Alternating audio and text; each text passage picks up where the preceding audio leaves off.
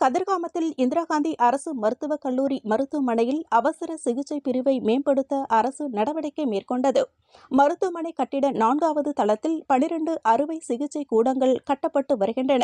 மேலும் மருத்துவமனை தரைத்தளத்தில் உள்ள அவசர சிகிச்சை பிரிவில் 20 படுக்கை வசதிகள் உள்ளது.